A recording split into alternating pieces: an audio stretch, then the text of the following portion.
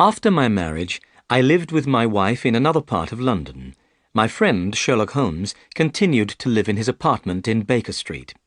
One day, in the autumn of 1890, I decided to visit my friend. But when I arrived at his apartment, I found he already had a visitor. This visitor was an old man. He was fat, with a red face. But the most unusual thing about him was his hair. The colour of the old man's hair was bright red. "I'm sorry, Holmes," I said. "I didn't know you were busy. I'll wait in the next room." But Holmes didn't want me to leave. He pulled me into the room and closed the door. "This is my friend, Dr. Watson," he said to the old man.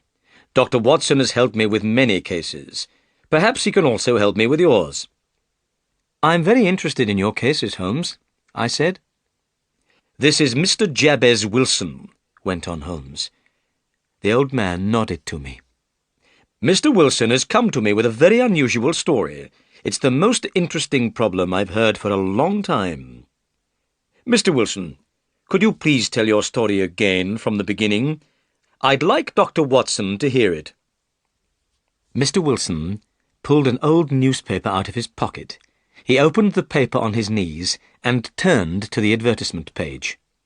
He ran his finger down the advertisements and pointed to one of them. "Here," he said. "This is how everything began. Read it for yourself, Dr. Watson."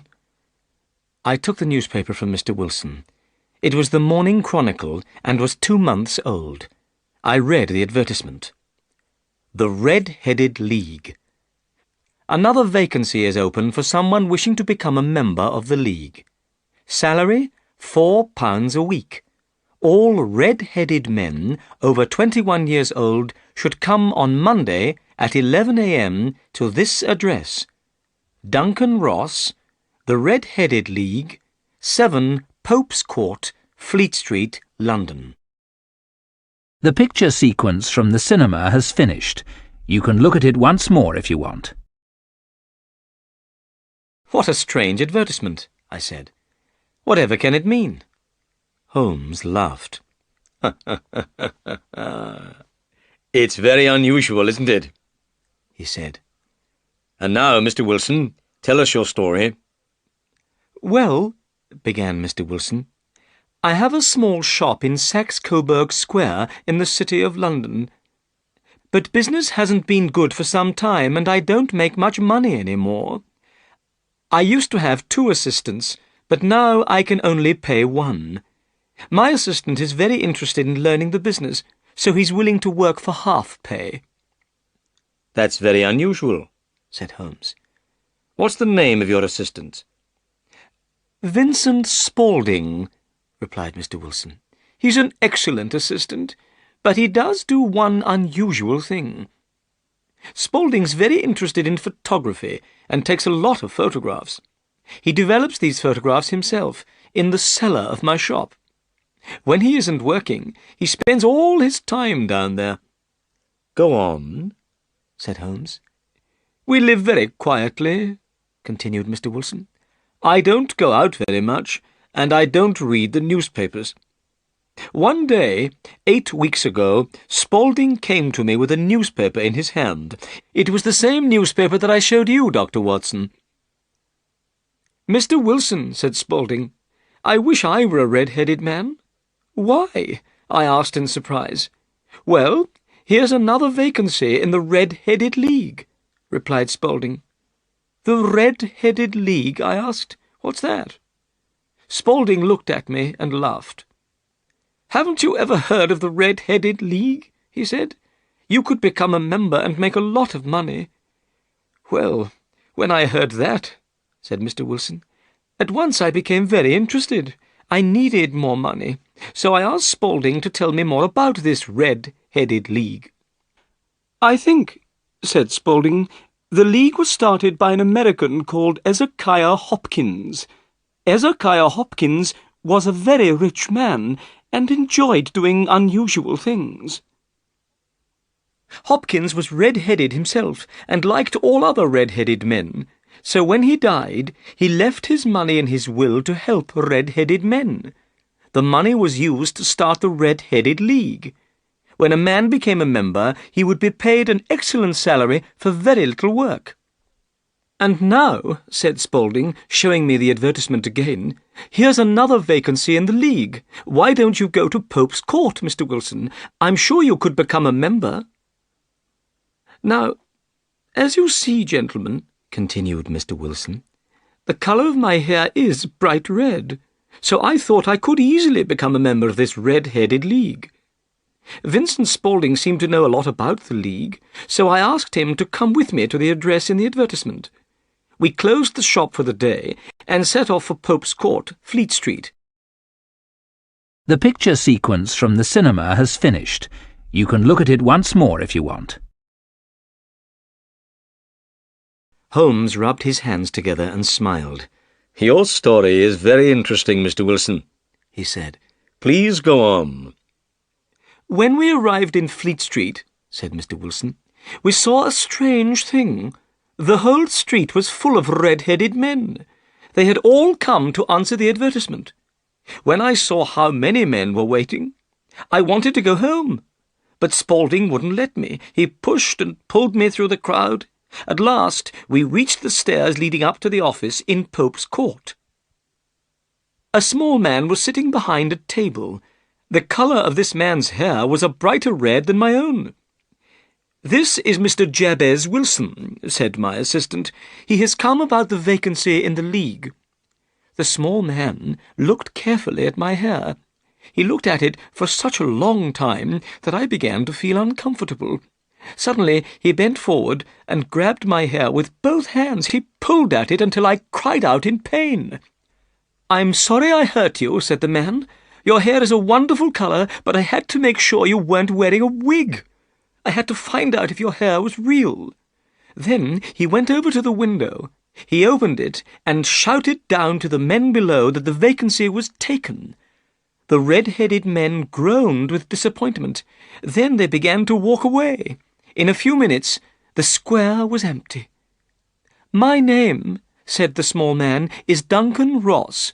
You are now a member of the Red-Headed League. When can you start the job?" "Well, that's going to be difficult," I replied. "I have a business already." "Oh, don't worry about that, Mr. Wilson," cried Spaulding. "I can look after the business for you." Now, I knew that my assistant was a good worker and would look after my business well. So I asked Duncan Ross, "What are the hours of work?" "Every day between the hours of 10 o'clock and 2 o'clock," replied Mr. Ross. "The pay is £4 a week. But you must not leave the office at any time between 10 and 2. If you leave for any reason, you'll lose your pay." "I understand," I said. "And what is the work?" "Copying out the Encyclopaedia Britannica. The first book of it is over there. Will you be able to start work tomorrow?" "Certainly," I said. "Then goodbye, Mr. Wilson. I hope you enjoy your work." I went home with Vincent Spaulding. I was very pleased. It was an easy job to copy out the Encyclopaedia Britannica, and the pay was excellent. Next morning, when I arrived at the office, Duncan Ross was waiting for me. I started copying out the encyclopedia, beginning with subjects under the letter A. Sometimes Mr. Ross left the room, but he kept coming back to see me. At 2 o'clock he told me I had worked well. He was very pleased. Then I left, and he locked the office door behind me. The same thing happened every day for 8 weeks. Every morning I began work at 10, and every afternoon I left at 2. Every Saturday I was given £4 for my week's work. At first, Mr. Ross came into the office to watch me work, but after a time he stopped coming. However, I was afraid to leave the office. I didn't want to lose my pay. But suddenly, everything came to an end. "To an end?" asked Holmes. "Yes. This morning I went to work as usual at 10 o'clock, but the door was locked, and on it was this card." Mr. Wilson held up a small piece of white card. This is what it said: "The Red-Headed League is finished. The 9th of October, 1890. The picture sequence from the cinema has finished. You can look at it once more if you want. Holmes and I looked at the piece of white card. Then we looked at Mr. Wilson's face. He looked very disappointed and upset, but there was also something rather funny about the Red-Headed League. Suddenly, we both began to laugh. "I don't think this is funny," cried Mr. Wilson angrily. "Perhaps I should take my case somewhere else." No, said Holmes. Your case is most interesting and unusual. What did you do when you found the card on the door?" "I was extremely surprised," replied Mr. Wilson. "I didn't know what to do. I went to all the offices in the building. I asked if anyone knew anything about the Red-Headed League, but no one had ever heard of Duncan Ross. At last, I went home to Saxe-Coburg Square. I told Vincent Spaulding what had happened. Spaulding said that if I waited, perhaps the League would write to me. Perhaps they would explain everything in a letter. But I didn't want to wait. I've lost a good salary of £4 a week. I want to find out about this League and why they did this to me. Mr. Holmes, I've heard you help people when they are in trouble. That's why I've come to you." "You've done the right thing," said Holmes. "I'll be happy to help you, Mr. Wilson. But first, I want to ask you some questions.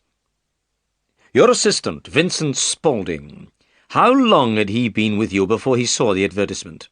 "About a month." "How did he get the job as your assistant?" "I advertised the vacancy for an assistant. He came for the job.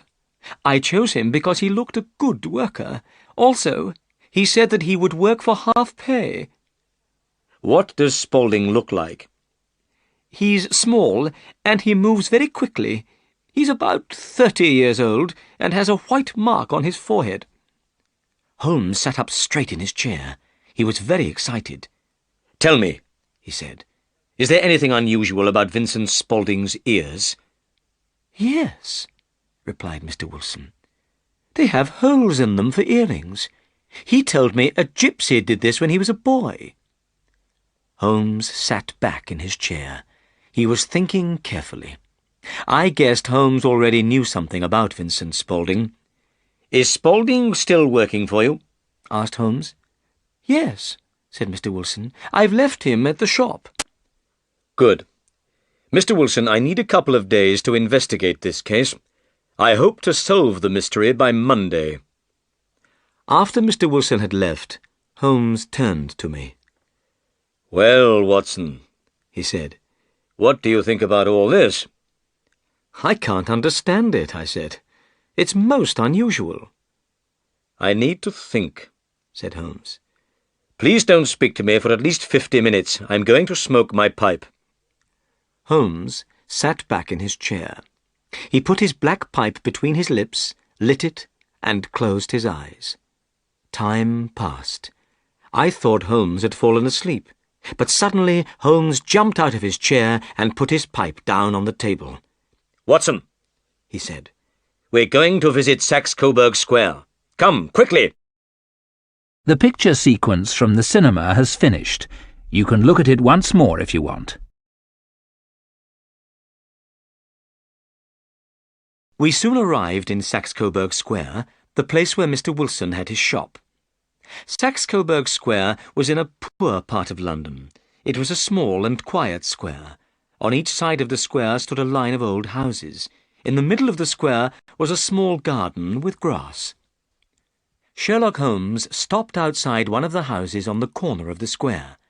On the wall of this house there was a brown notice with the words Jabez Wilson in white letters. Holmes walked up and down and examined all the houses carefully.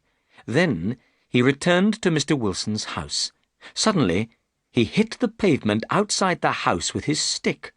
Then he went up to the house and knocked on the door. Immediately it was opened by a young man. This was Mr. Wilson's assistant, Vincent Spaulding.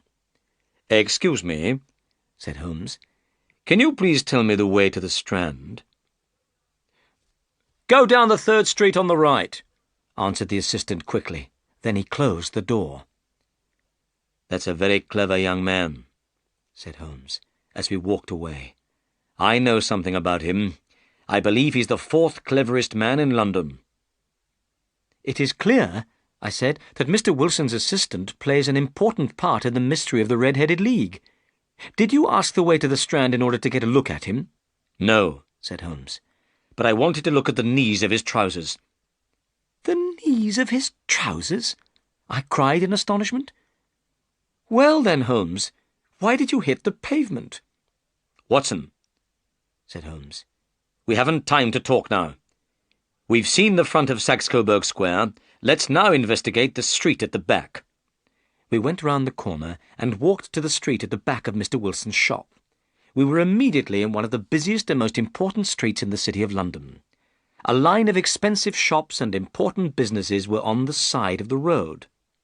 Hundreds of people were hurrying along the pavements, and the roadway was busy with traffic. It was hard to believe that Saxe-Coburg Square, with its poor old houses, was immediately behind the important buildings of this busy street. Holmes looked along the line of buildings. "This is very interesting, Watson," said Holmes. "There's a tobacconist's, a newspaper shop, a restaurant, and— ah, yes, the offices of the City and Suburban Bank." I could see that Holmes was very excited. "Well, Watson, I have some work to do that will take a few hours," went on Holmes. "This case at Saxe-Coburg Square is serious." "Serious?" I said. "Why?" "An important crime has been planned. I think we'll be in time to stop it, but I'll need your help tonight." "At what time?" 10 o'clock. "Then I'll be at your apartment at 10. "Good. And Watson, there may be some danger, so please bring your gun with you." I said goodbye and went home. I thought about everything that had happened. It was a very strange case, and I did not understand what was happening. Where were we going that evening? What were we going to do? Why did I have to bring my gun? And who was Vincent Spaulding?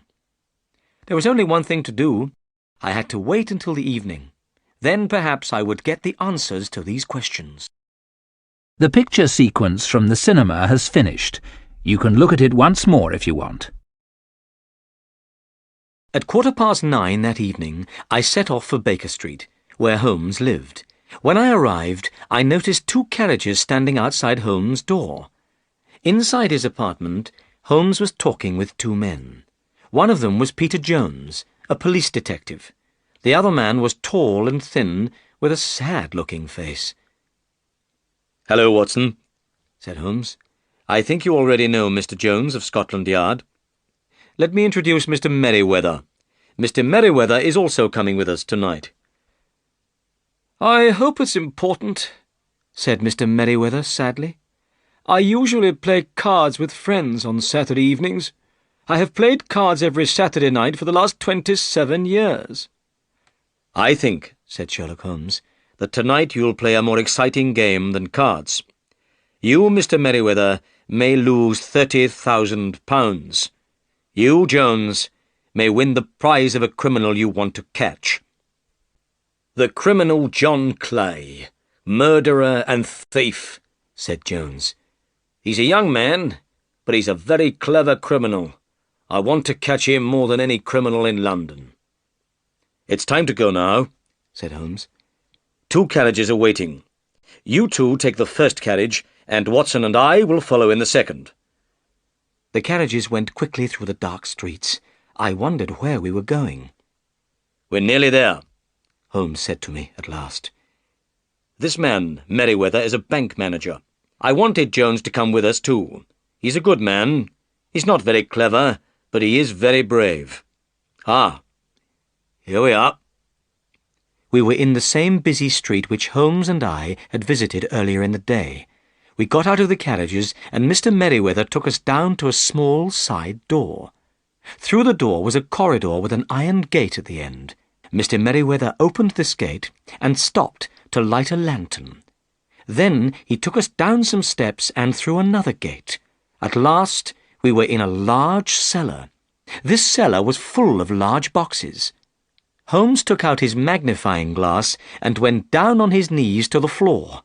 He examined the stones on the floor, then he jumped up and put the glass back in his pocket. "We have about an hour," he said. "The criminals will wait until Mr. Wilson is in bed. Then they'll move quickly. Watson, we're in the cellar of one of the most important banks in London. Mr. Merriweather is the manager of this bank. He'll explain why the criminals are interested in this cellar at the moment." "About 2 months ago," whispered Mr. Merriweather, "the bank received a huge amount of gold from the Bank of France. But we never used the money. It's still lying in boxes in this cellar." "I understand," I said. "Well," said Holmes, "let's make our plans. Mr. Merriweather, you must put out the lantern. But first, we must decide where to stand. These men are dangerous, and we must move carefully. I want you all to hide behind these boxes. When I shine my light on the men, attack them. If they fire a gun, Watson, shoot back at once." I hid behind a wooden box and put my gun on the top. Merriweather put out the lantern, and we were in complete darkness. "They have only one way of escape," whispered Holmes. "That's back through Wilson's shop, into Saxe-Coburg Square. Have you done what I asked you, Jones?" "3 police officers are waiting at the front door of Wilson's shop," replied Jones. "Excellent. Then everything is ready. And now we must be silent and wait." The picture sequence from the cinema has finished. You can look at it once more if you want. More than an hour went by. My arms and legs were tired, but I was afraid to move. The only sound was the breathing of my 3 companions. Suddenly, I saw a light. This light was coming from underneath the floor. It was shining between the stones in the floor. Slowly, one of the large stones turned over on its side. There was now a large square hole in the floor. The light of a lantern shone up through this hole. I saw a face appear in the hole. By the light of the lantern, I recognized Mr. Wilson's assistant. The young man pulled himself up out of the hole. He turned round and stood beside the hole. Then he began to pull up another man after him. This man was thin and small, with bright red hair. "Let's hurry," whispered the young man. Suddenly, Holmes jumped forward and grabbed the young man by the neck. Immediately, the man with red hair jumped down the hole again. Jones grabbed at his coat, and I heard the sound of tearing cloth. At once, the young man pulled a gun out of his pocket, but Holmes hit the man's hand, and the gun fell to the floor. "Stand still, John Clay," said Holmes. "You cannot escape." "All right," replied the young man. "But I think my friend has escaped." "You'll see your friend very soon," said Jones. "There are 3 policemen waiting for him at the front door. Now then, John Clay, please hold out your hands. I'm going to take you to the police station." Jones put the handcuffs on John Clay's wrists, then led him upstairs. Holmes, Mr. Merriweather, and I followed them from the cellar. "Mr. Holmes," said Mr. Merriweather, "I don't know how the bank can thank you. You've stopped a very serious crime." "Well," replied Holmes, "I've wanted to catch John Clay for a long time, and this has been a very interesting case. I enjoyed hearing the strange story of the Red-Headed League." The picture sequence from the cinema has finished. You can look at it once more if you want. Later, Holmes explained to me the mystery of the Red-Headed League. "You see, Watson," he said, "it was clear that the men in the Red-Headed League wanted only one thing. They wanted to get Mr. Wilson out of his shop for some hours every day. That was why they kept him busy copying out the Encyclopaedia Britannica. John Clay is a very clever young man. It was he who thought of the Red-Headed League. He thought of it because Mr. Wilson's hair was the same colour as his friend's hair, very bright red. Clay put the advertisement in the newspaper, Then he showed the advertisement to Mr. Wilson. He suggested to Mr. Wilson that he should apply for the vacancy in the League. When Mr. Wilson told us that his assistant was working for half pay, I knew he must have a special reason for wanting the job. But Holmes, I said, how could you know what that reason was? Mr. Wilson's business is small, explained Holmes. There was nothing inside his house to attract criminals, so I knew it must be something outside the house. What could it be? Mr. Wilson told us that Vincent Spaulding, or John Clay, spent many hours in the cellar. The cellar. He was doing something in the cellar. I asked more questions about Vincent Spaulding. I found out that he was John Clay, one of London's most dangerous criminals. What could John Clay want in Wilson's cellar? I could think of only one answer. He must be digging a tunnel to another building. Then we visited Saxe-Coburg Square, and I surprised you by knocking on the pavement with my stick. I wanted to find out exactly where the cellar was.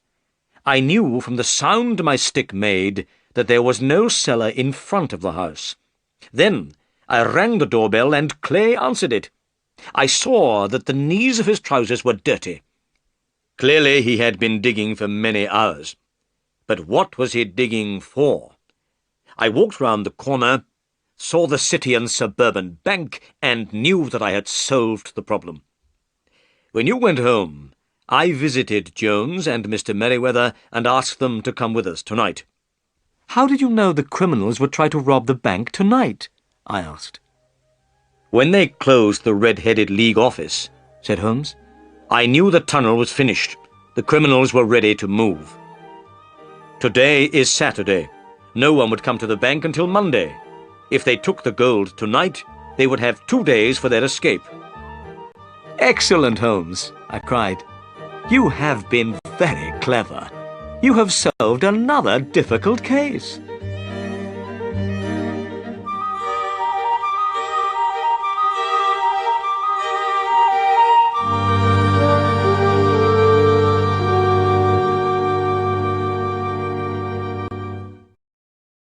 The picture sequence from the cinema has finished. You can look at it once more if you want.